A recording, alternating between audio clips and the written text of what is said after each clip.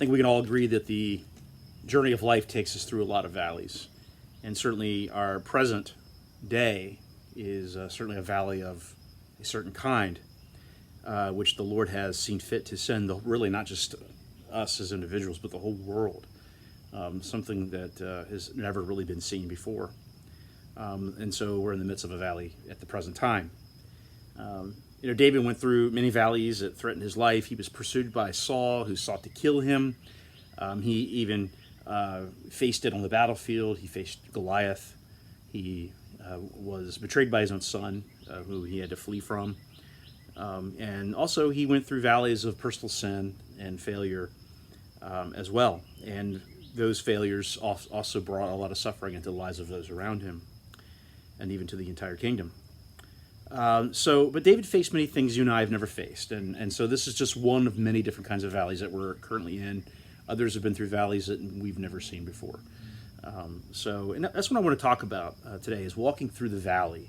And this relates back to Psalm 23, where David says, "Though I walk through the valley of the shadow of death, I will fear no evil, for you are with me, and your rod and your staff, they comfort me."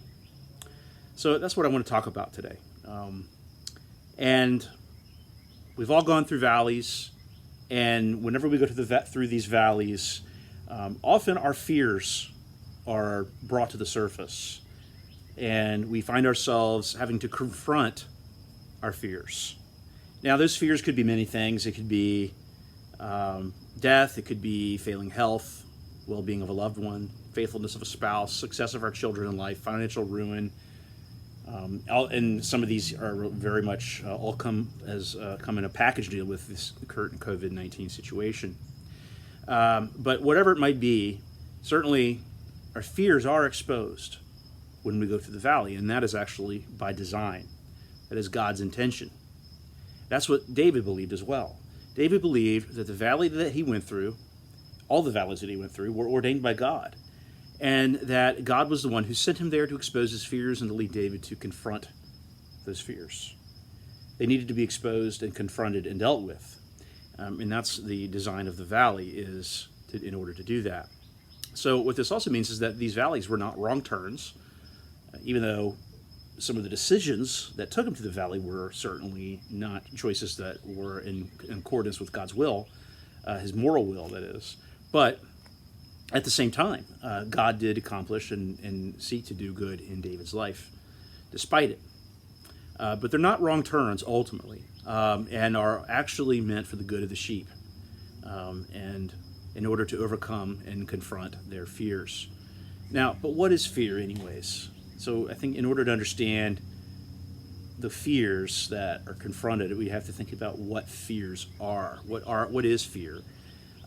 We might think of it as an emotion that we experience when we're in danger. That certainly is true to an extent. It is an emotional thing.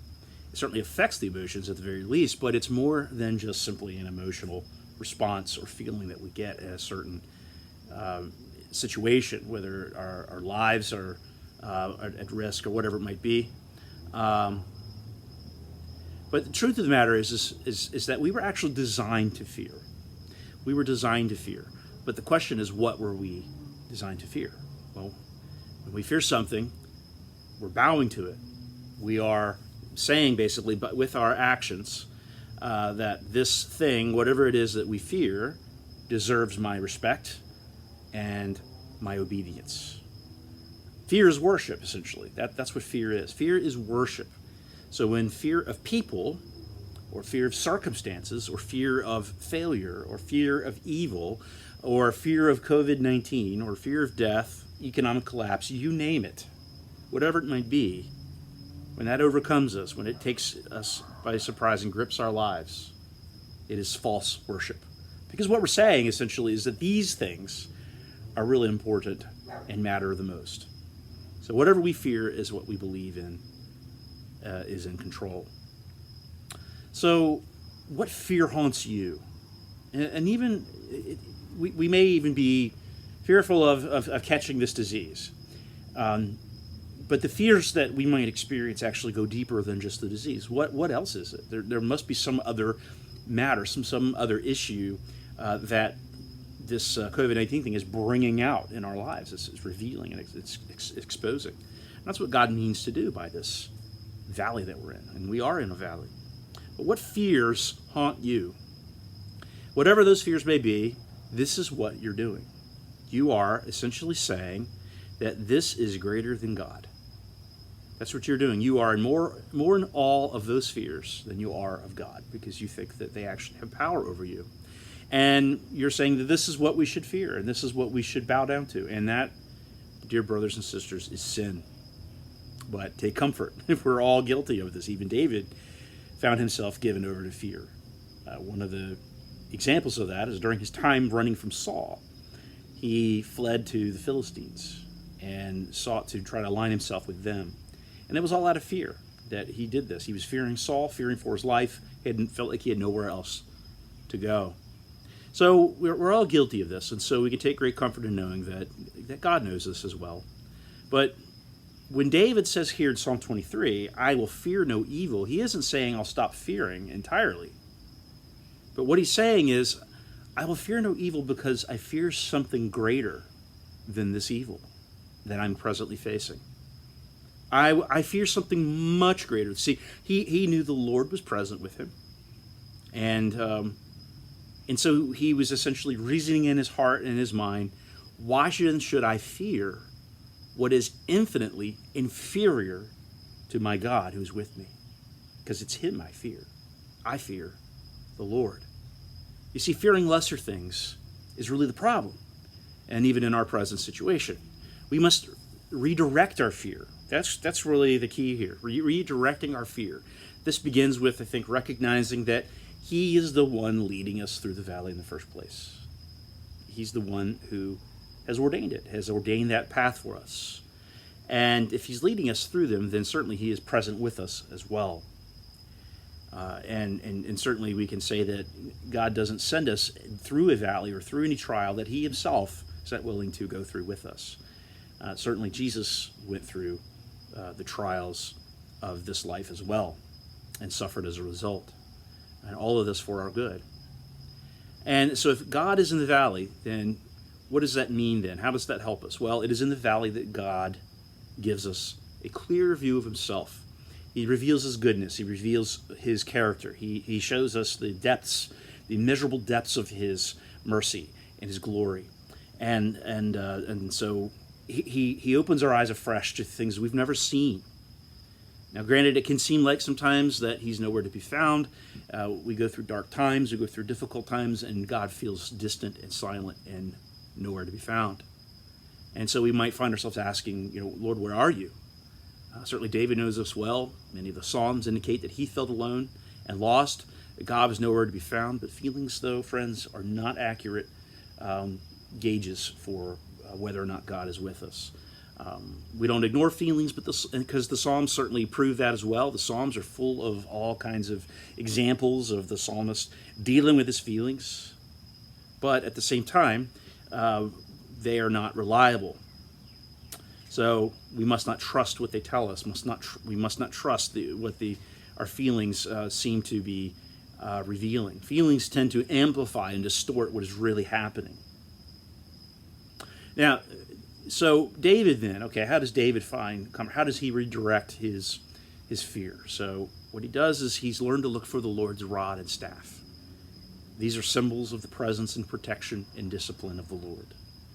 You see, now think about Moses for a minute. Okay, Moses carried a staff, and the staff became symbolic of his authority, but also of God's power. You may, whenever they would see that staff in his hand, it would call to mind the journey of the Israelites through the wilderness and how God raised the staff up over the Red Sea, and the Red Sea parted. How he struck the rock and the water flowed from the rock.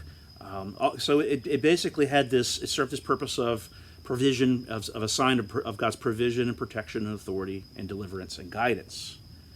A sign that certainly also of discipline as well and correction. Certainly the rod carried all of that symbolism in it and all that significance. And certainly God does use his rod to defend his people. He also uses his rod to judge the nations, to judge others, Lord, to judge others, and also to discipline the wayward son that he loves. As Hebrews 12 says, "For the Lord disciplines the one that he loves, and chastises every son whom he receives." It is for discipline that you have to endure. God is treating you as sons. For what son is there whom his father does not discipline? If you are left without discipline in which all have participated, then you are illegitimate children and not sons. So David learned to see the valley as the means that God was using to transform David's life and to open his eyes even wider than they already were. He was opening David's eyes to the wonders of his glory and his goodness. And for you see, it's in the dark valleys that the pupils open more, to let more light in. And it's also in the darkness that the lights in the sky shine most brightly. And so that is the intention, or one of the intentions of these dark valleys. God uses valleys and darkness to accomplish his will in our lives and in the world for his good, for our good and for his glory. Now we must not forget also that our salvation is founded upon our Lord Jesus Christ entering into the dark valley of God's wrath and being overcome by the shadow of death. Jesus faced it head on.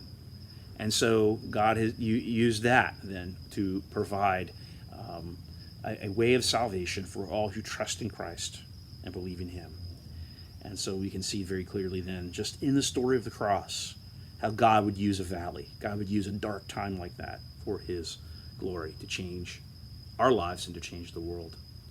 So I want to leave you with this from Charles Spurgeon. He says, "Your afflictions, remember, come neither from the east nor the west, neither do your trouble grow out of the ground. All your suffering is sent upon you by your God.